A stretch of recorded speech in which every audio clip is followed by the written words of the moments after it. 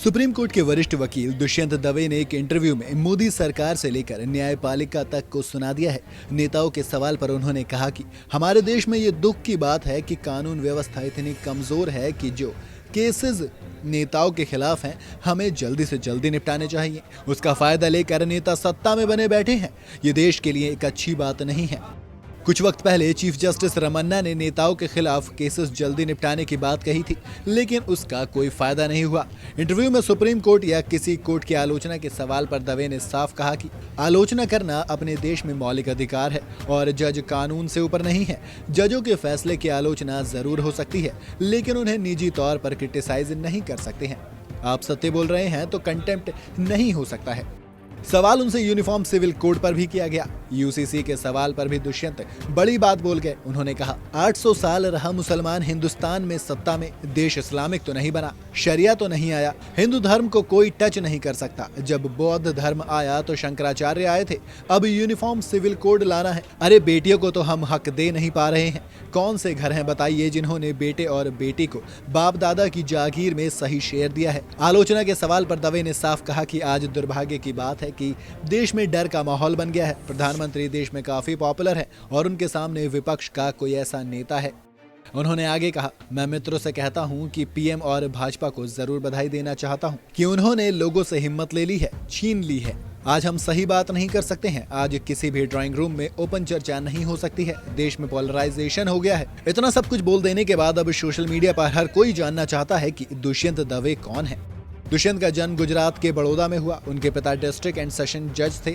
उनकी विदेश जाने की इच्छा थी, लेकिन पिताजी के पास इतने पैसे नहीं थे। वो कहते हैं कि असली पढ़ाई घर पर हुई। उनकी माँ काफी धार्मिक और लिबरल थी। दवे बताते हैं कि माता पिता ने हमें सिखाया कि भगवान और कानून से डरिए, गलत कभी मत करो। दवे ने कहा कि मैं भी कैपिटलिस्ट हूँ, मैं भी पैसा चाहता हूँ, लेकिन मैंने आज तक वैल्यू सिस्टम से समझौता नहीं किया। 45 साल से दवे वकालत कर रहे हैं और आज तक उन्होंने फीस कैश में नहीं ली। वो कहते हैं कि मैं हमेशा अपना टैक्स टाइम पर पे करता हूं। वो सुप्रीम कोर्ट बार एसोसिएशन के अध्यक्ष रहे हैं।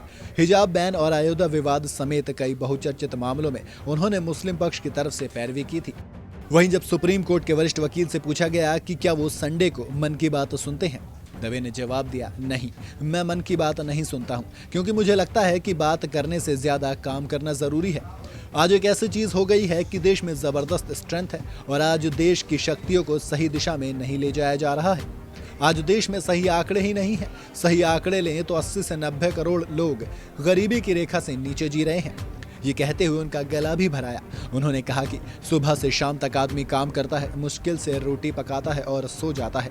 ये कोई जिंदगी है? न कपड़े हैं ठीक से, न घर है, मनोरंजन तो भूल ही जाइए।